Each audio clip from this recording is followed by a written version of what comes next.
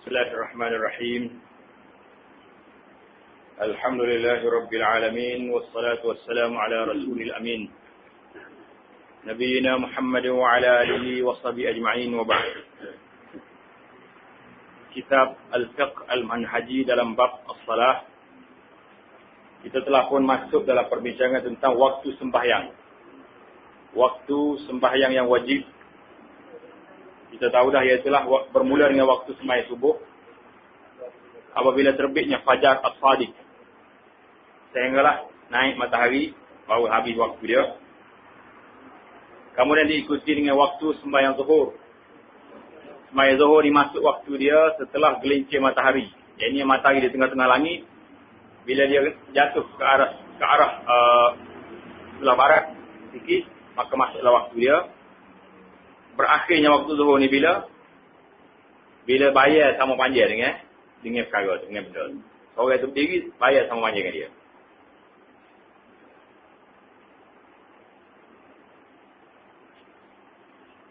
Kemudian bila masuk waktu asar,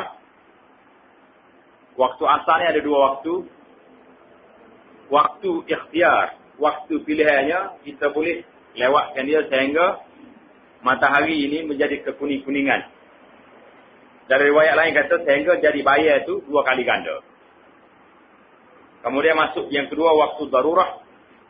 Waktu darurah ni waktu orang-orang yang baru sedar daripada tidur, pengsan ataupun orang-orang perempuan yang baru suci pada waktu itu dipanggil waktu darurah. Dia boleh sembahyang asar lagi dalam waktu sehingga terbenam matahari, sehingga maghrib. Bila benar matahari, jatuh matahari, masuk waktu maghrib. Waktu maghrib berterusan sehingga hilang cahaya merah di ufuk. Bila hilang cahaya merah di ufuk, masuk waktu isya. Waktu isya pun ada 2 waktu ataupun 3. Ada riwayat yang mengatakan waktu ikhtiar sehingga 1/3 malam sahaja. Ada riwayat yang kedua sehingga 1/2 malam. Ada juga yang mengatakan waktu Isya ni berterusan sehingga terbit fajar, sehingga masuk waktu subuh. Tapi kita dah jelas dah, waktu ikhtiar, waktu yang baiknya, jangan dilewatkan lebih daripada 1/3 malam. Waktu Isya ni. Sekarang ni kita masuk pada waktu-waktu yang dimakruhkan sembahyang. Waktu yang kita tidak boleh melakukan sembahyang tanpa sebab. Dimakruhkan sembahyang dengan makruh tahrim. Apa dia makruh tahrim? Dulu kita belajar dalam muqaddimah kita ni, makruh ada 2. Dalam muqaddimah kita dulu, makruh ada berapa jenis? Ada 2 jenis. Tengok dalam muka surat apa tu? Istilah dia tu. Kita kena ingat setiap benda tu yang kita belajar dah ke, yang lepas-lepas tu. Muka surat 30.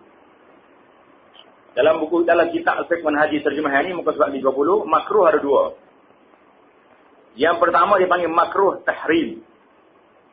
Makruh tahrim iaitulah apa yang dituntut oleh syarak supaya ditinggalkan. Jangan buat benda ni. Dengan suatu tuntutan secara putus. Tetapi tuntutan ini, arahan ini kurang sikit daripada haram. Itu masuk makruh tahrim. Makruh tanzih lebih rendah lagi martabat dia.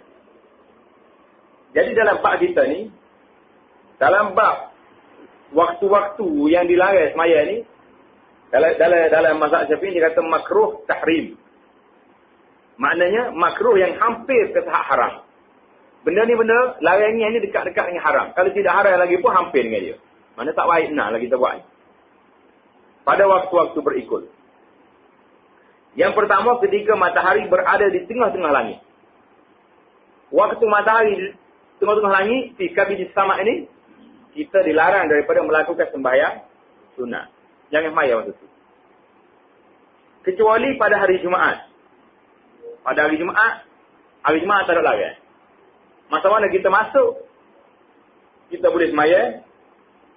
Kerana orang digalakkan sembahyang sunat ni pada hari Jumaat. Ada kecuali pada hari tersebut. Semuanya beza tak beza nanti dalam masalah qabliyah ba'diyah Jumaat tu dalam bab dia nanti insya-Allah. Dan selepas sembahyang subuh sehingga matahari naik. Lepas sembahyang subuh kita dilarang daripada sembahyang sunat sehingga naik matahari setinggi tombak. Jadi setinggi 1 galah. Sekarang ni tak payah duduk galah-galah lah. Galah pun tak kena, tombak pun tak kena. Tengok dalam takwim, dia tulis waktu duha. Itulah waktu, habis dia waktu larangnya. Tapi tombak ni kena belajar juga. Waktu duha tu kalau tempat kita ni lebih kurang dalam 25 minit. Lepas naik matahari. 25 minit kita tengok kalender kita tu. Kalau dia negeri Arab tu, 15 minit. 15 minit lepas naik matahari, boleh sembahyang sunat. Boleh sembahyang duha. Sini rasa 25 minit. Selepas salat asar sehingga jatuh matahari. Ini 3 waktu yang dilarang. Di manakah dalil dianya? Dalilnya ialah sebagaimana dalam riwayat Muslim daripada Uqbah bin Amir radhiyallahu taala anhu katanya. Apa kata Uqbah bin Amir? Rasulullah sallallahu alaihi wasallam melarang kami. Tengok dengar ni. Rasulullah sallallahu alaihi wasallam melarang kami menunaikan sembahyang dan menguburkan orang-orang yang mati di kalangan kami pada 3 waktu. 3 waktu ni Nabi kita lari, kita semaya. Dan dia lari juga kita kebumikan orang mati. Iaitu ketika matahari mula terbit sehingga naik setinggi galah. Bila matahari nak terbit, jangan duduk tanah orang mayat masa tu. Tunggu dulu, sampai betul-betul naik matahari. Ketika matahari panas terik di tengah-tengah langit. Sebelum masuk waktu zuhur, dekat tengah hari benar. Tunggu sekejap, sehingga gelincir matahari. Dan ketika matahari condong kelihatan kekuning-kuningan, lepas pada tamat waktu ikhtiar sembahyang asar tadi. Untuk tenggelam sehingga ia jatuh dan tenggelam. Mana dekat nak maghrib tunggu. Sehingga betul-betul dia jatuh matahari baru kita sembahyang ataupun bumi mayat. Hukum makruh ini diguna pakai sekiranya sembahyang tersebut tidak berkaitan dengan sebab-sebab yang terdahulu. Kalau sekiranya tidak bersebab. Tapi kalau kita masuk dalam masjid, lepas sembahyang asar, kita nak duduk terus ke kita kena sembahyang sunat tahiyatul masjid. Hadis ni larang. Kerana waktu ni waktu nahi, waktu tegak. Tapi ada satu hadis lain, Nabi SAW bersabda, "Iza dakhala ahadukumul masjidah fala yajlis." Apabila seorang ni masuk masjid, jangan dia duduk sehingga dia sembahyang 2 rakaat. Yang kita panggil tahiyatul masjid. Jadi hadis ni bertembung. Di antara larangnya dengan hadis suruh. Jadi macam mana kita nak buat? Jadi ulama-ulama campur 2 hadis ni. Larangnya di sini, larangnya semaya salat sunat mutlak. Sunat tidak ada sebab. Mana saja-saja nak sembahyang sunat. Rasa rajin. Waktu tu waktu tengah hari. Day. Ataupun lepas sembahyang subuh dekat naik matahari. Ataupun nak dekat nak jatuh matahari. Jadi kalau kita masuk masjid, belum lagi sembahyang sunat, boleh kita sembahyang sunat tahiyatul masjid. Lepas pada tu tak boleh lagi lah. Tunggulah. Sampai orang azan, orang sembahyang sunat qabliyah pula. Nah, itu dia panggil sunat bersebab. Kalau tak apa sebab, tak boleh. Ataupun sengaja melakukan pengebumian pada waktu tersebut. Sengaja tunggu. Pikul mayat kita dekat kubur, tak boleh sana lagi nak tunggu matahari dekat nak jatuh, nak tanah. Ini tak boleh. Tapi kalau kita pergi lepas asar, sudah mayat asar, kita pikul mayat ni. Siapa-siapa di kubur, nak bumi ada masalah. Tak cukup sahih kau macam mana kau? Beki pula kubur. Islah dia panggil. Apa ni? Betul balik kubur. Sehingga dekat-dekat nak jatuh matahari, dia baru siap. Mana nak tanya awal lagi. Pada waktu tu, mengikut dalam kita tanya teruskan. Kerana bukan papat kita tunggu nak cari masa tu. Tapi kerana sebab halangnya yang tertentu. Mana kalau nak tunggu ini tak boleh. Tak boleh. Jika pengkebumian dilakukan pada waktu tersebut, bukan dengan sengaja atau kebetulan saja, atau sembahyang dilakukan pada waktu itu mempunyai sebab-sebab yang terdahulu, Seperti sembahyang sunat wudu. Sebabnya ialah berwudu. Lepas kita ambil wudu, kita nak sembahyang sunat. Sunat tahiyatul masjid. Sebabnya ialah masuk masjid. Sunat tahiyatul masjid ni memang sunat yang di antara sunnah Rasulullah sallallahu alaihi wasallam yang boleh dikatakan hampir ramai ditinggal. Banyak orang masuk masjid dia tak sembahyang. Masuk cari bucu duduk tokoh situ. Kalau jumpa duduk situ juga pakai duduk juga jalan selalu. Masuk dia sekali dengan julal. Sedangkan arahan Nabi dalam tahiyatul masjid instan. Nabi kata apabila seorang masuk masjid fala yajlis. Jangan duduk lagi dia tak mai nak rakaat. Arahan gini nampaknya macam tak apa nak ira sangat dah orang. Jadi kita janganlah buat kita ni tak ada orang bangsa ada disiplin dalam sudut masjid. Itu hak masjid. Dan mengqadakan sembahyang. Mana orang ni tinggal sembahyang. Dia sedar-sedar tidur, ya Allah. Habis dah waktu subuh, habis dah waktu lain. Masuk waktu dekat nak maghrib baru sedar. Tidur pukul 12 tengah hari, tak main zuhur lagi. Maka dia bersembahyang waktu itu tidak jadi halangan. Maka semuanya itu tidak dimakruhkan pada waktu-waktu yang telah disebutkan tadi. Kalau sebab ini tak makruh. Dalilnya ialah hadis riwayat Al-Bukhari dan Muslim. Daripada Anas Ibn Malik radhiyallahu ta'ala anhu. Daripada Nabi sallallahu alaihi wasallam bersabda, sesiapa yang terlupa mendirikan sembahyang, maka dia hendaklah sembahyang apabila dia mengingatinya. Bila seorang ni terlupa nak sembahyang, terlupa semati. Bukan buat lupa. Lama setengah orang kata, walau lupa dia, terpaksa nak sembahyang. Dan dia tidak, bila dia teringat, kena qada satu masa tu. Tak kira waktu mana. Waktu nahi ke tak nahi boleh. Dan dia tidak dikenakan kafarah. Apa makna kafarah? Denda. Itu mana kafarah, kena denda. Melainkan mendirikan sembahyang tersebut. Denda dia hanya jalan sunat sembahyang. Baginda sallallahu alaihi wasallam membaca firman Allah Taala, Aqimis salata li zikri. Maksudnya, dan dirikanlah sembahyang untuk mengingati. Sabda Rasulullah sallallahu alaihi wasallam, apabila dia mengingatinya. Jadi makna bila Nabi kata iza zakaraha, apabila dia mengingatinya menunjukkan bahawa waktu yang disyariatkan, yang dituntut menunaikan sembahyang ialah waktu ketika waktu ingat. Dan waktu ingat ini kadang-kadang berlaku pada waktu-waktu yang dilarang atau dimakruhkan sembahyang.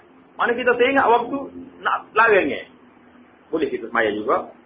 Karena Nabi kata iza zakaraha, bila teringat buat lalu, jangan duduk tangguh. Sebahagian masyarakat ni kalau dia tidur lewat, dia tak habis dah subuh ni. Pakai sambul, nak tunggu qada kaya-kaya bila dia nak bangun, tak boleh. Bila dia sedar tu, waktu tu sudah mari dah wajib maya atas dia tu sudah masuk dah. Tak boleh tangguh lagi. Kena bangun, ambil wudu, qada maya yang dia terlepas tadi kerana tertidur atau terlupa tadi. Lepas nak tidur balik, tidur. Jadi banyak di kalangan masyarakat bila dia terlepas waktu, dia semoga lepas dah cakap. Pakai jalan tu. Tak tahu dia jalan tu. Bila dia sedar atau dia teringat waktu tu fardu tu mari. Duduk atas kepala dia. Mana tak boleh tangguh lagi lah.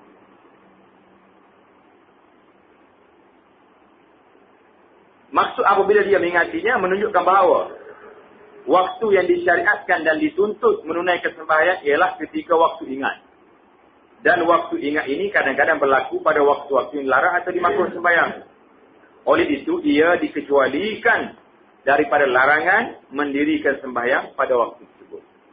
Jadi dia ini termasuk dalam kalau yang larangnya ini terlepas daripadanya.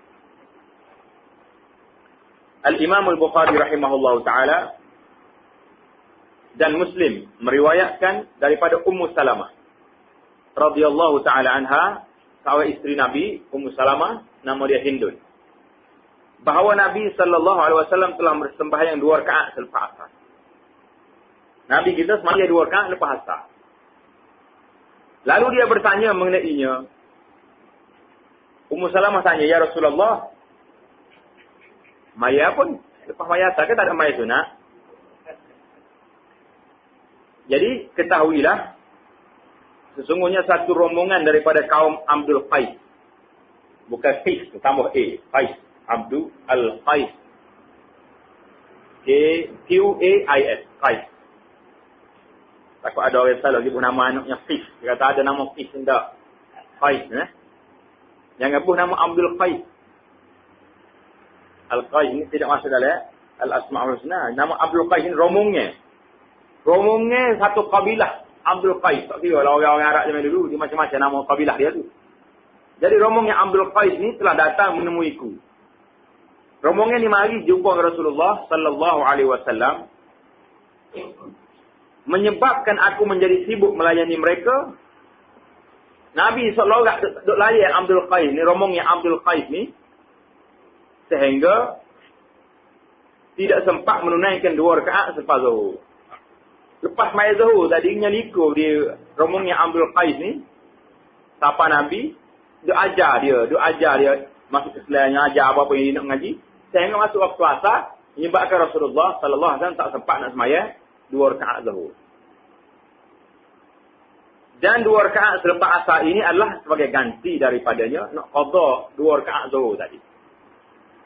Jadi inilah dia panggil dalil yang boleh kita qada semaya sunat yang bersifat sekiranya kita ni sentiasa semaya sunat lepas zuhur. Tapi kalau lepas maya asar ni pasal nak maya sunat hari ni kebetulannya sunat lepas zuhur tak semaya lagi. Hari lain tak semaya banyak dari dia. Jadi jangan cari dia. Rasulullah ni dia dawam. Pasal dia panggil sunat rawatib muakkadah ni. Nabi kita tak tinggal sunat. Bila dia tinggal sekali dia suruh ada orang panggil tasdah. Maka Nabi kita qada 2 rakaat. Pasal tu yang ramai orang semaya sunatnya. Yang orang qada ni itulah semaya sunat fajar. Kadang-kadang kita tak sempat nak semaya sunat fajar. Sedap apa ni bangun lewat ke apa. Maka ramai orang semaya sunat fajar selepas daripada semaya subuh. Tapi sunat lepas zuhur ni panjang masa dia. Jadi sebab-sebab tertentu tu dia payah. Dengan ini semua sembahyang yang punya sebab terdahulu dikiaskan kepada 2 rakaat yang diqadhakan oleh Rasulullah sallallahu alaihi wasallam selepas sembahyang asar. Sembahyang asar selalu ni jangan tunggu siapa matahari dekat nak jatuh. Dia dah ada 2 beza. Dalam hadis yang lain 5 waktu yang Nabi kita larang. Lepas sembahyang asar sehingga naik matahari. Daripada naik matahari sehingga betul-betul naik segala kata tadi. Dia ada 2 peringkat. Lepas maya asar sehingga tukar warna tadi. Daripada betul-betul nak jatuh sehingga jatuh. Itu 2 peringkat. Jadi dalam hadis ini disebut 3. Ada riwayat lain kata 5 sebab. Mana beza di antara lepas maya asar selalu siapa matahari kuning-kuning. Kekuningan maknanya nak jatuh lah. Dekat nak jatuh benar tu larangannya lebih kuat lagi. Lebih kuat lagi kerana sebagaimana telah kita sebut dahulu ni di antara illah sebab kita dilarangnya kerana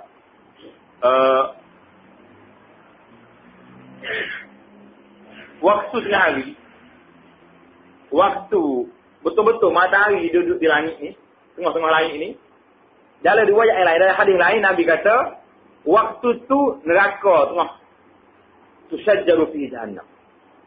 Neraka ni kalau kita kat tengah tambah kayu api, mana tengah panas. Pasal itulah betul-betul matahari di tengah-tengah langit. Jadi dia tak bagi maya masa tu. Yang kedua, lepas maya subuh dengan dekat nak jatuh matahari ni, illah dianya kerana waktu tu waktu syaitan tengah duduk tunggu. Syaitan ni dia sujud bila naik matahari ataupun nak matahari nak turun. Dia duduk sujud sikit. Itu sebab larangan-larangan tadi 3 sebab. Lepas subuh, matahari nak naik. Syaitan duduk tunggu. Lepas asar, sehingga jatuh matahari, syaitan duduk tunggu pula, matahari turun. Yang maya 2 kali ya. Naik matahari, turun matahari. Larangan yang 3 tadi, tengah-tengah langit tadi, kerana waktu tu, neraka Jahannam, tengah duduk bomba api masa tu, jadi Nabi kita larang. Daripada kita, duduk maya masa tu. Bahkan, dalam hak sunnahnya, tengah hari dia, waktu tu dia suruh tidur. Suruh tidur. Qailulah dia panggil. qilu fa inna syaitan la taqilu. Nabi kata ambillah tidur tengah hari sikit, kerana syaitan tak tidur tengah hari. Tidur mengosik orang. Tidur tengah hari ni walaupun sikit, 15 minit, 10 minit, dia membantu kita daripada pening kepala bangun untuk bangun semaya malam. Kita tak ada nak tidur ni. Main kerja meramak dengan tanya pejabat dah. Jadi orang dulu orang tidur.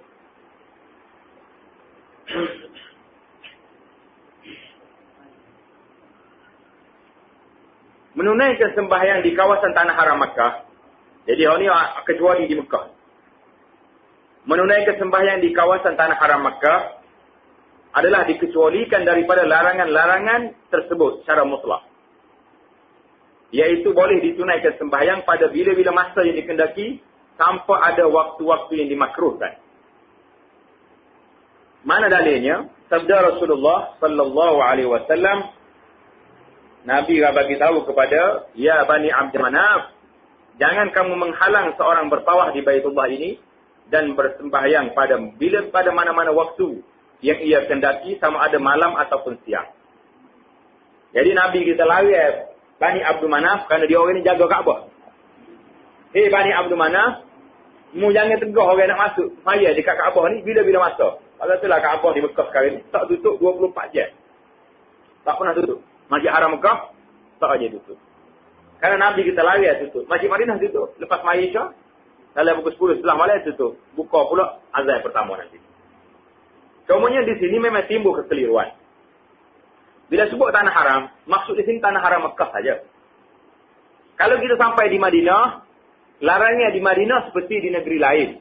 Larangnya di Madinah sama dengan negeri lain. Tak ada waktu larangnya seperti yang tersebut. Lepas maya asar tak boleh, lepas maya subuh tak boleh, dekat nak masuk waktu zuhur pun tak boleh. Pasal itulah KJ Arab Saudi dia sekat masuk Raudah ni bagi orang perempuan, 2 waktu yang dia buka. Bila naik matahari, dia lepas masuk orang perempuan. Lepas zuhur, dia lepas masuk sekali lagi. Kerana 2 waktu ni boleh melawat. Waktu lepas asar tak buka. Kerana waktu lepas asar, waktu larang semaya sunat. Jadi kalau orang masuk dalam Raudah, dia mesti dia nak semaya banyak. Bila semaya banyak, dia boleh masuk semayanya sekali kalau tahiyatul masjid. Jadi semaya banyak, dia sudah buat larangan. Jadi pasal itulah kajian Arab Saudi sekat orang perempuan masuk waktu ni kerana takut banyak melakukan pelanggaran dari sudut waktu yang dilarang. Orang kita dia pertikai. Apa Arab Saudi ni sekat-sekat orang? Bukan soal sekat orang. Soalnya kalau kita buka, main yang tak tahu ni, mazhab yang kelima banyaknya orang kita ni. Mazhab yang kelima lah ramai ni. Kalau mazhab apa tu biasa dah tak? Hanafi, Maliki. Yang kelima ni, mazhab tak tahu. Boleh kata jahil dia marah. Mazhab tak tahu ni, dia buat belakang. Jadi daripada kita biarkan dia tak tahu, buat benda-benda yang dilarang, sekat awal-awal lagi. Jadi, kita kena ingatlah satu kaedah. Perbincangan di sini ialah tanah haram Mekah saja. Tanah haram Madinah, larangannya sama dengan hak lain. Hak Mekah pun nak bincang lagi ni. Dalam kitab kita ni, dia kata larangan disebut dibenarkan di Mekah ni secara mutlak. Ini mazhab Syafi'i. Mazhab Syafi'iyah kata, di Mekah ni tak ada larangan sekali-kali. Tapi dalam hadis ini kita kena ingat. Hadis ini, Nabi SAW larang Bani Abd Manaf ni, la tamna'u ahadan tafa bil bait. Wa salla ayyata sa'a sya'a min lailin aw nahar. Nabi kata, "Hei Bani Abd Manaf, mu jangan halang orang nak tawaf di Mekah ni, dia semaya mana-mana waktu." Jadi ulama-ulama menafsirkan hadis ni, iaitulah semaya di sini maksudnya semaya sunat tawaf, bukan semaya mutlak. Benda-benda yang semaya lain. Mana dalil? Dalilnya Sayyidina Umar Ibn Khattab radhiyallahu taala anhu, selepas dia tawaf waktu pagi, dia keluar daripada masjid, dia semaya sunat. Dia ditunggu di biru tua, saya naik matahari baru dia semaya. Itu menunjukkan ada sebagai sahabat mengatakan bahawasanya larangnya di sini, Nabi beri kebenaran di sini tentang semaya sunat tawaf. Bila kamu sudah tawaf, mana jadi sunat bersebab. Bersebab kata sebab. Sebabnya sudah tawaf. Tak kira lah waktu mana, lepas subuh, lepas asar, naik matahari ke jatuh matahari. Tapi bila kamu sudah tawaf, kita diminta supaya semaya sunat 2 rakaat tawaf. Jadi kita semaya sunat tawaf. Tidak mutlak. Pasal itulah bagi anaknya, kalau orang tanya masalah semaya mutlak, semaya sunat di Masjid Haram ni, anak tidak setuju dan tidak galakkan. Bahkan kita buat benda lain lepas asar. Kenapa nak tumpu dengan sembahyang sunat? Waktu lain banyak lagi. Lepas sembahyang asar, pergi tawaf. Baca Quran. Lepas sembahyang maghrib, sembahyang sunat sampai Isyak. Apa susah? Dia nak sembahyang juga sunat waktu nahi ni, kenapa? Walaupun ada yang mazhab mengatakan boleh, tapi masih ada lagi hadis-hadis larang tu masih terpakai. Walaupun di Mekah. Jadi lebih baiklah waktu nahi begini, kita buat kerja lain yang tidak termasuk dalam khilaf ulama. Tawaf boleh. Sudah tawaf, sembahyang sunat tawaf. Lepas sembahyang sunat tawaf, buat tawaf sekali lagi. Atau membaca Quran. Lepas sembahyang maghrib nanti, orang jam masa tu. Nak tawaf pun jam, kita sembahyanglah sunat, tanpa waktu Isyak. Banyak lagi waktu bolehnya. Nak terus ambil waktu nahi itu kenapa? Kadang-kadang inilah manusia. Dia suka cari satu benda-benda yang tak apa di Mekah ni kita boleh main sunat. Apa tu buat benda lain? Dia nak main sunat di waktu lawan ini juga. Jadi ramai masyarakat bila dia dengar kita bagi penerangan begini, orang boleh terima. Bahawasanya waktu masih luas lagi. Jadi kita tak ada waktu dah. Ni ada waktu lepas mayasan ni. Lepas maghrib nak berangkat dah ni. Kita nak duduk dalam satu jam di Mekah. Ni dia dah. Tabu haji, kalau musim haji ni, 40 hari duduk Mekah ke Madinah. Boleh saya buat lagi semaya dalam waktu yang tidak dilarang. Tidak nahi. Wallahu'alam. Habis dah kita dalam bab waktu sembahyang. Jadi kita perhati benar dalam masalah waktu larangan ni, jangan kita buat benda-benda yang tersebut. Mengulangi sembahyang yang diwajibkan dan mengqadakannya. Dulu kita bicara sekali dah. Ada dah perbincangan dulu, kita masuk dalam bab ni. Mak baca dah muka surat ni, tapi tak salah lah. Malam ni kita ulas sekali lagi kerana bab dia sini. Mengulangi sembahyang, dia panggil i'adah. Mengulangi sembahyang, dia panggil i'adah. Pulai balik sembahyang. Sebab ada benda-benda yang tidak sempurna. Apa makna mengulangi sembahyang ataupun al-i'adah? Ialah seseorang melakukan sembahyang yang diwajibkan. Kita sembahyang.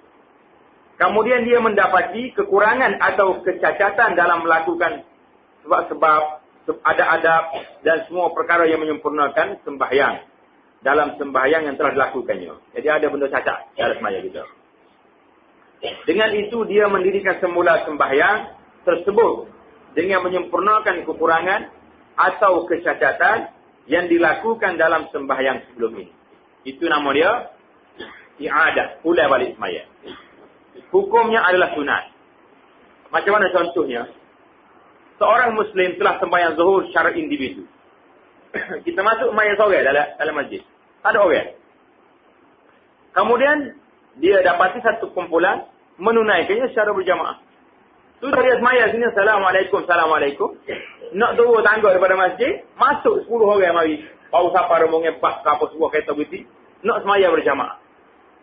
Tadi dia sembahyang sore. Kemudian dia dapati kumpulan menunaikan secara berjamaah.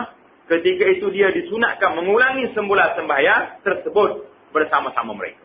Jadi boleh dia ulang balik sembahyang kali yang kedua. Sembahyang pertama baginya adalah fardu dan sembahyang yang kedua dikira sebagai sunat. Maknanya nak ayatnya, tapi kaedah dianya nanti bawah dia ada bagi tahu. Dalil dia mana? At-Tirmizi rahimahullah taala telah meriwayatkan Nabi sallallahu alaihi wasallam telah bersembahyang subuh.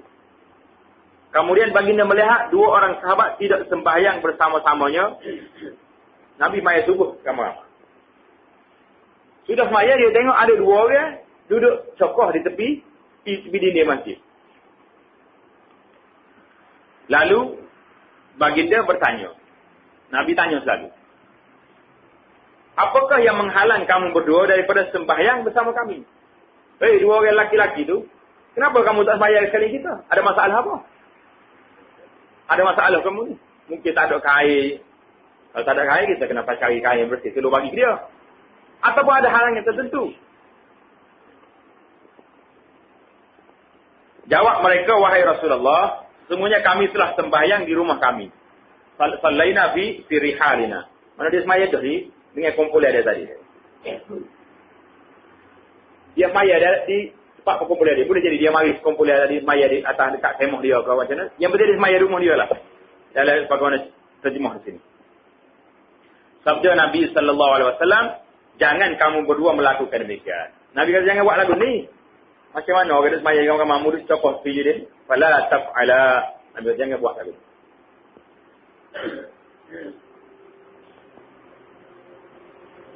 Apabila kamu telah bersembahyang di rumah, di tempat kamu, kemudian kamu datang ke masjid yang didirikan sembahyang dalamnya sembahyang berjamaah. Maya rumah mari di masjid orang dia sembahyang juga. Maka sembahyanglah bersama-sama mereka. Sesungguhnya sembahyang tersebut adalah sunat kepada kamu berdua. Jadi banyak perkara yang sesat bila kita mari sembahyang ramai-ramai. Yang pertama, orang tengok orang tak akan duduk lagi. Pasal apa dua orang tak sembahyang kita? Apakah rombongan kita ni rombongan yang tidak baik sehingga dia tak sembahyang sekali dengan kita? Jadi banyak apakah timbul persoalan. Kenapa orang itu tak sembahyang? Boleh jadi dia anggap kita ni ajaran sesat yang sebab dia tak sembahyang kita. Atau dia tu ajaran sesat. Dia tak mahu ikut kita. Jadi ada banyak orang panggil andaian-andaian yang boleh buat. Yang penting bagi kita di sini beberapa perkara. Yang pertama sekali, bagaimana prihatinnya Rasulullah sallallahu alaihi wasallam bila tengok orang masuk masjid. Nabi tanya sekali, apa tak sembahyang? Jadi kalau kita tengok orang pelik-pelik dalam masjid, kita kena tanya juga. Pasal apa ni? Kenapa? Jadi kena ambil. Orang panggil ambil tahu hal tempat kita, hal masyarakat. Jangan tengok orang itu cokoh tak sembahyang. Kita nak pergi masjid, tanya dia. Apa tak naik sembahyang masjid ni? Boleh tanya. Kalau orang perempuan adalah uzur dia yang kalau kita nak tanya pun dia malu nak jawab. Tapi orang laki-laki ni tak ada uzur apa dah. Jadi dia buat uzur, wallahu a'lam. Tapi kita kena tanya. Kenapa tak naik sembahyang sekali dengan orang ramai? Apa dia nak jawab? Oh, dia kata tuan saya cuma ada kain atas masjid. Kami sedia ada kain. Ya, ada benda yang boleh kita jawab, boleh sesama tak ada. Kain ada atas masjid. Saya naik. Jadi kalau dia kata dia sembahyang tu, apa salah sembahyang Jumaat pula dengan orang ramai?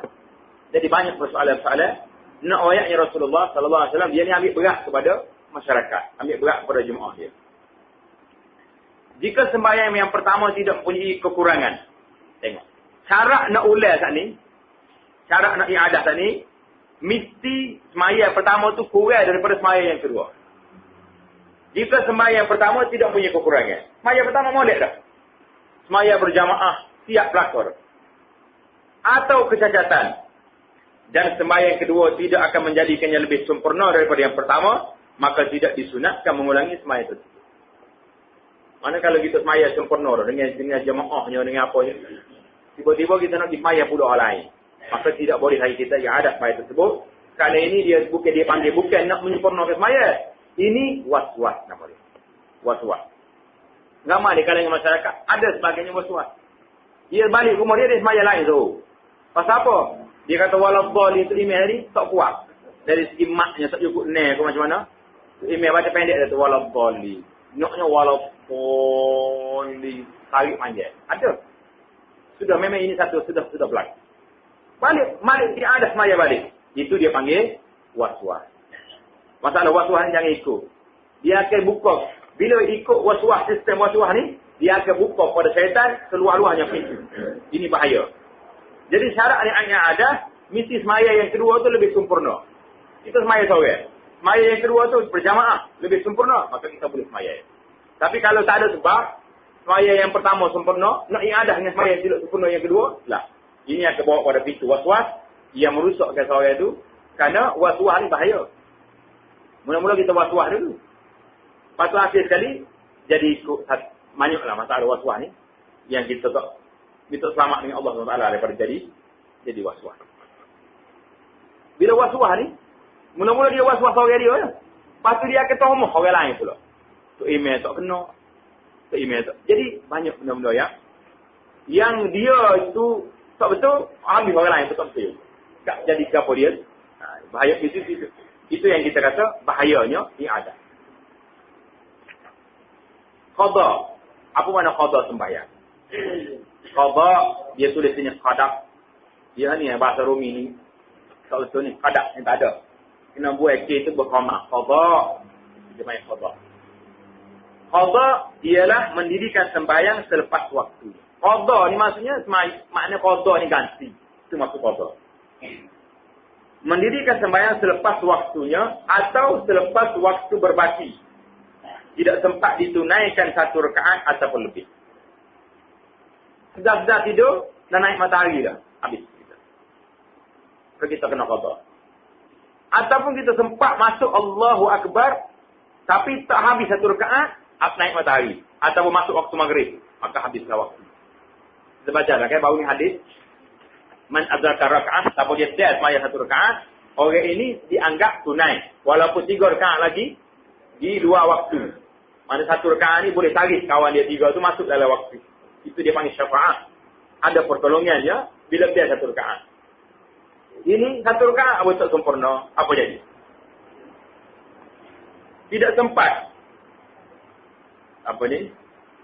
Ditunaikan sekurang-kurangnya satu rakaat, maka sembahyang tersebut adalah, kalau dia satu rakaat, sembahyang tersebut nama tunai. Sebagaimana telah dijelaskan dalam dahulu dan dalam hadis baru ni sudah ada. Jumhur ulama. Bila tengok dalam kitab-kitab fiqh, dia panggil jumhur, itu maknanya majoriti, kebanyakan ulama.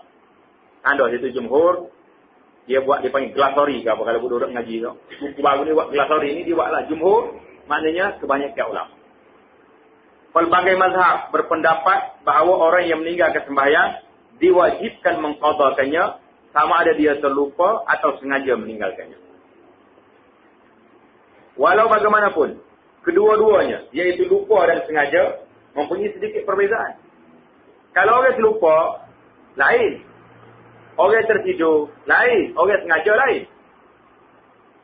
Orang yang meninggalkan sembahyang kerana suatu keuzuran, seperti lupa atau tertidur, maka dia tidak berdosa. Orang ini tak berdosa.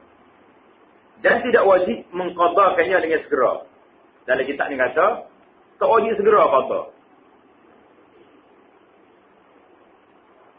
Maknanya jangan tunggu sampai tubik waktu lain. Itu maksud dia. Lama tak segera tak? Tak apa dia. Saya esok kita qada. Dah waktu lagi pasal itu. Jangan tangguh. Mana bukan kata bangun tu bikas selalu. Itu maksud dia gitu. Manakala yang meninggalkannya tanpa apa-apa keuzuran dengan sengaja. Malah, dia tinggalkan malah. Dia mendapat dosa dan wajib mengqadakannya dengan segera, sebaik saja mendapat peluang untuk melakukannya tanpa tangguh atau menunggu peluang yang lain. Bezanya, orang tinggal dengan sengaja, qada tak dosa, berdosa. Orang tinggal dengan tidak sengaja, qada tak berdosa. Itu perbezaan yang paling besar sekali. Dalil yang menunjukkan wajib mengqadakan sembahyang yang ditinggalkan ialah sabda Rasulullah sallallahu alaihi wasallam, "Man nama an salatin aw nasiha falyusalliha idza dzakaraha. La kafarata laha illa dzalik." Barang siapa ataupun sesiapa yang tertidur atau terlupa mendirikan sembahyang, maka hendaklah dia sembahyang apabila mengingatinya dan tidak dikenakan kafarah. Apa dia mana kafarah? Denda. Itu mana kafarah. Melainkan dengan melaksanakannya perkara tersebut. Ayat tidak dikenakan kafarah melainkan dengan melaksanakan perkara tersebut menunjukkan bahawa sembahyang fardu yang ditinggalkan wajib diqada walaupun sembahyang mana bilangannya dan telah berlalu masa yang lama. Dalam perbincangan kita lepas kita telah jelaskan bahawasanya masalah qada sembahyang ini ada 2 pendapat. Dalam kitab kita kata jumhur ulama, kebanyakan ulama mengatakan siapa dia tinggal sembahyang dengan sengaja atau terlupa dia kena qada berlaku dua-dua. Ada sebagian ulama yang mengatakan siapa dia tinggal dengan sengaja tak payah qada sembahyang. Tapi ingat, hak tak orang kata tak kena qada ni, kau tak ingat ada kita. Perbincangan kita yang panjang lebar dulu di awal dulu, di mukadimah dulu. Dia mengatakan tak kena qada sembahyang ni sebab orang yang tinggal sembahyang dengan sengaja ni sudah kufur, kafir dah dia. Bila dia kafir, tak payah qada lah. Mengucap syahadah balik, bertaubat, masih Islam mula. Jadi hak lepas-lepas. Tapi risikonya tinggi tu. Kafir orang. Orang tak payah sengaja dengan sengaja. Pasal itulah orang tak semaya dengan sengaja ni, duduk atas, orang panggil atas titi ya, jabatan yang cukup halus. Hak kata tak kafir pun kata fasik orang ni. Hak kata hak sebelah lagi, tak fasik dah pakai kafir tu. Dua-dua tu berat lah kau. Tapi kesimpulannya, dua-dua ni hak kafir kau fasiknya, siapa dia tinggal semaya dengan sengaja, wajib bertaubat. Wajib ditangkap, bertaubat. Kalau tak taubat, kena bunuh. Baru ni kita baca dalam bab meninggalkan semaya. Dua-duanya kena bunuh belakang. Jadi kita sedar, kalau orang tanya, ada juga pendapat ulama yang mengatakan tak wajib qada. Kata betul. Betul, memang ada. Tapi dia kata tak wajib qada ni, bagi dia ni orang itu orang yang tinggal mayat dengan sengaja ni orang kafir. Itulah perbezaannya. Jadi jangan tinggal mayat, yang penting itu tak suruh tinggal. Kafir kau mati kau bagi berat belakang. Bagi nak bilang kau ala kau neraka jahannam belakang. Waliyadzubillah. Siapakah yang diwajibkan sembahyang? Mayat ni wajib ke siapa? Sembahyang diwajibkan ke atas setiap orang Islam yang baligh. Baligh ni orang cukup umur tu. Sama ada dia dengan bermimpi ataupun dengan umur dia 15 tahun. Kalau tak mimpi pun 15 tahun cukup, balik lagi. Bila balik, habis masuk taklif lah dia. Mana tu yang beri bonus pada dia 15 tahun saja. Tak kena denda kalau dia tak semaya, tak menghidup sama 15 tahun pun. Yang kedua berakal. Mesti orang ni ada akal. Kalau orang lesser besar tu main ayuh kaki, bagi cari tu tepi jalan tu, kita lain lah dia tu. Waktu tu atas dunia orang hina lah dia. Tapi taklif syariah tak ada. Akhirat ni tu apa nak tak mana dia ni. Mungkin dia tak ada taklif, tak ada akal. Nah. Dan suci. Naknya suci ni biasanya dia pergi kepada orang perempuan. Sama ada lelaki atau perempuan. Mana suci daripada haid dengan nifas dia lah tu. Bila suci haid dengan nifas, balik berakal, orang ni wajib dah semaya. Oleh itu dia tidak diwajibkan ke atas orang-orang kafir. Iaitu kewajipan yang dituntut di dunia ini. Ini kerana dia tidak sah ditunaikan oleh mereka. Jadi masalah orang kafir ni tu yang suruh semaya atau tidak, ada khilaf ulama. Yang pentingnya dia semaya pun tak jadi. Tak semaya pun, semaya pun tak semaya, tak semaya pun tak semaya. Kalau semaya pun tak jadi. Kalau tak semaya pun memang tak semaya dah. Kemudian ada khilaf.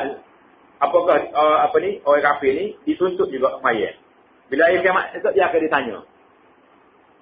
Kenapa kamu tak semaya? Jadi adalah penjelasannya. Masalah kaum fi saqar dalam ayat Quran itu panjang. Kita terus cara lah orang kafir lagi. Kita cara anak-anak orang Islam tak semaya. Ni buat lagu mana? Baru ni kita baca tak kan? Dalam kitab Musalli, saya Daud kata di antara orang yang permudah setiap agama, orang yang tak cara kan anak dia semaya ke tak semaya. Ini berat. Ini kerana ia tidak sah ditunaikan oleh mereka orang kafir ni. Atau kata, ya orang kafir. Cara apa kita? Walau bagaimanapun ia tetap wajib ke atas mereka. Wajib juga kata orang kafir ini dengan suatu kewajipan yang menyebabkan mereka menerima balasan di akhirat. Di akhirat dia kena juga. Ini kerana mereka mampu dan boleh mendirikannya dengan memeluk Islam. Kerana firman Allah Subhanahu wa taala, "Ma salakakum fi saqar? Qalu lam nakum minal musallin wa lam nakun nut'imul miskin wa kunna naqudu ma'al qa'idin wa kunna nukazzibu biyaumiddin hatta atana al-yaqin." Apakah yang memasukkan kamu ke dalam neraka? Saqar. Bila orang tanya dia, kok kafir? Apa yang masuk dalam neraka sakar ni? Mereka menjawab, kami dahulu di dunia tidak termasuk orang-orang yang mengerjakan sembahyang. Jadi orang tak sembahyang ni.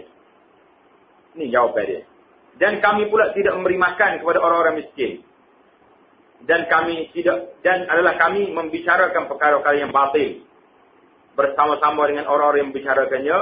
Dan adalah kami mendustakan hari pembalasan sehingga datang kepada kami kematian. Mana orang kafir ni kena juga esok. Maya tak maya pun. Sembahyang tidak diwajibkan ke atas kanak-kanak yang kecil. Kerana mereka bukannya di kalangan orang-orang mukallaf. Mukallaf tu orang-orang yang dituntut taklif. Juga tidak diwajibkan ke atas orang gila. Nasallallahu salamah. Kerana tidak berakal. Orang gila tak ada akal. Begitu juga perempuan yang haid dan nifas. Tahun ni rezeki lah Tuhan bagi suci kepada orang perempuan. Waktu haid dengan nifas, suci dia. Kerana sembahyang tidak sah didirikan oleh mereka disebabkan wujud penghalang ataupun hadas tersebut. Apabila orang kafir meluk Islam, dia tidak diwajibkan mengqada sembahyang. Sembahyang yang dahulu, yang tidak didirikan ketika masih kafir. Jadi inilah dalilnya. Yang mengatakan tak wajib qada sembahyang ni kalau orang tinggal dengan sengaja. Kerana orang itu kafir. Bila orang kafir, tak wajib dia qada sembahyang lepas. Dia bertaubat masuk Islam mula, selesai masalah dia. bagi menggalakkannya. Jadi orang kafir ni untuk menggalakkannya memeluk Islam sebagaimana firman Allah firman Allah Subhanahu Wa Taala,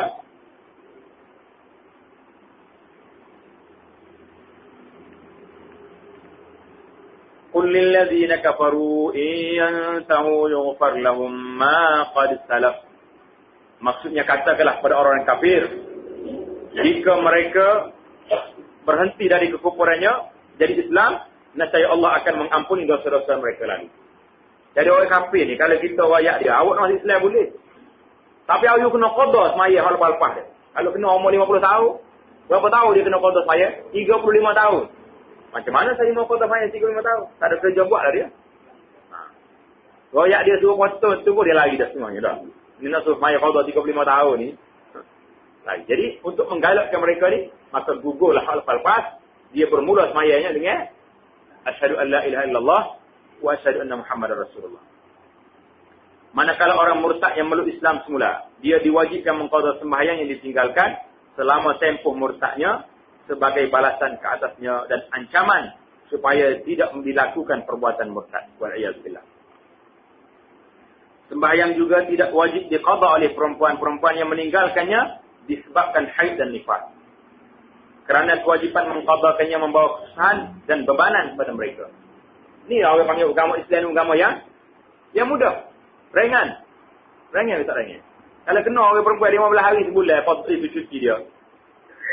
Berat, nak qada pula. 15 hari dia semaya, cara qada lain. Patut cuci pula. Jadi bertambah, akan bertindih. Ya, boleh tambah semua dia punya cuci, tambah semua qada dia. Jadi sampai bila nak habis? Habis ke tak habis ke? Berhenti pencet pula. Orang panggil habis. Habis tak tempoh beranak esok. Baru mula ada qada semaya semua. Jadi itu dia panggil memberatkan umatnya. Allah SWT bagi keringanan kepada orang perempuan, tak payah qada semaya. Begitu juga tidak diwajibkan qada ke atas orang gila dan pitam apabila sembuh dari penyakit gila dan sedar kembali. Jadi masalah orang pitam yang qada ni, orang gila ni, ada sebagian ulama kata kalaulah dia pitas pada sehari semalamnya, dia kena qada balik. Karena sehari semalam itu masa sikit. Ada yang kata kedua hari. Tapi kalau siapa pitas dia berbulan-bulan, lebih pada 3 hari ya, maka lepaslah dia. Jadi kalau sikit tu kena sabar. Kau dah 5 waktu, kau kata dia qada dah. Dalilnya ialah sabda Rasulullah sallallahu alaihi wasallam, "Rufi'al qalamu an salat, 'anil sabiyyi hatta yahtalim, wa 'anil na'imi hatta yastayqiz, wa 'anil majnun hatta ya'qil." Maksudnya diangkatkan kalam. Qalam ni pen. Orang malaikat nak tulis dosa pahala kata lah.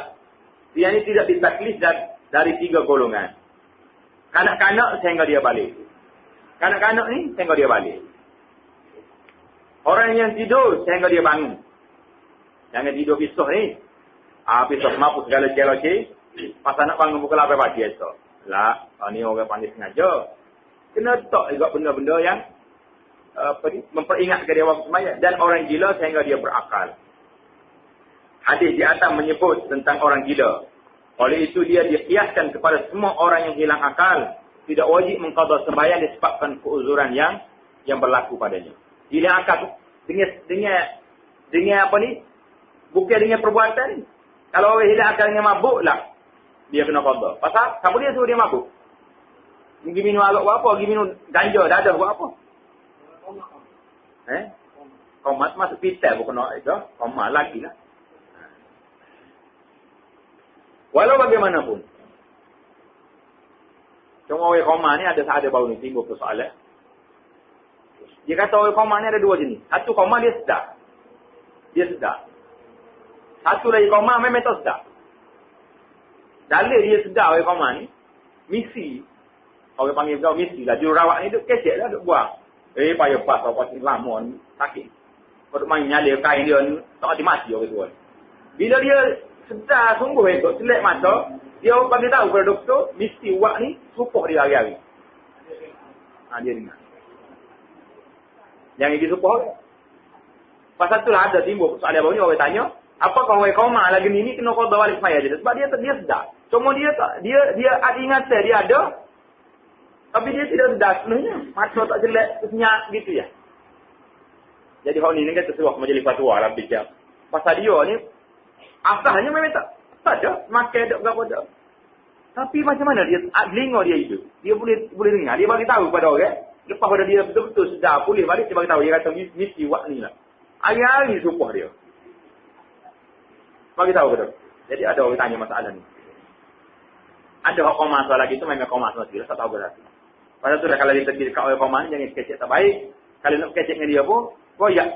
Assalamualaikum, saya ni orang ni. Mari saya roh. Kalau yang tak sedar agak, nak minta maaf banyak-banyak. Ya. Jadi kalau dia sedar waktu itu, dia tahu, dia ni mari saya roh. Kalau ada salah silap, lama-lama dia bersama dulu kan, minta maaf dengan dia. Dia masalah sedar ni, ada satu lagi dia panggil hak mautul diman. Orang hak mati, koma ni. Mati otak. Oh ni pun ada dua jenis juga. Mati sungguh dengan mati otak. Mati tak mati lagi. Waktu kita belajar dulu, di peringkat PhD ni, dia panggil satu madah, dia panggil Fiqh An-Nawazil. Fiqh mengenai isu-isu semasa ni. Masalah semasa belakang. Jadi kita belajar ni dibawa oleh Syekh kita ni ke hospital King Fahad di Madinah. Jadi waktu taklimat doktor bagi tahu lah, orang yang mati otak ni ada dua jenis. Mati sungguh, tapi tak boleh cabut lagi dia punya oksigen. Pasal tak cukup syarat lagi. Yang kedua mati ni ada harapan lagi yang kena hidup. Dia kata macam mana nak tahu? Ni ada nak tahu. Mu masuk dua wak ni, mungkin cek. Kita masuk wak yang pertama, kita cakap. Akak suara sikit. Tak dua apa. Dia kata wak mu masuk mula-mula tu, mati dia. Dia kata mati kenapa tak suruh banyak ketua dia? Ke keluarga dia? Sebab doktor pakar tidak mengesahkan lagi. Tak boleh akak, tak boleh buat oksigen je.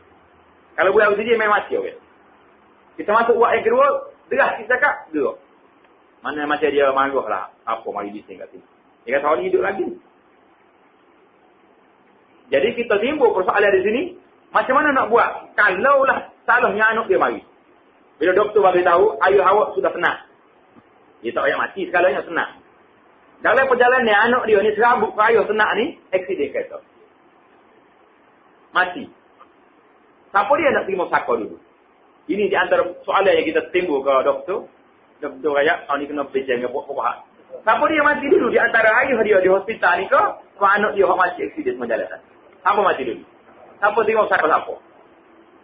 Kalau ayah dia mati dulu, anak dia boleh terima saka. Bila dia terima saka, cucu dia nanti boleh ambil daripada bahagian ayah dia mati hari. Tapi kalaulah ayah dia mati, anak ni mati dulu pada ayah, maknanya cucu dia tak boleh apa-apa. Kalau tu kawan itu mati, boleh ke pokok saudara lain, anak dia pergi saja. Dia kata ni main susah main pokok hak ni, alih-alih pekoh ni. Mari tanya lah berimu. Jadi kita bagi tahu kepada doktor biar berhati-hati. Kalau dia sudah qarar orang ni mati, tulis mati pukul berapa. Doktor yang kedua mengesahkan anak dia mati ni pukul berapa, pelagor dua surat mati ni, tengok siapa dia mati dulu. Dari sudut surat.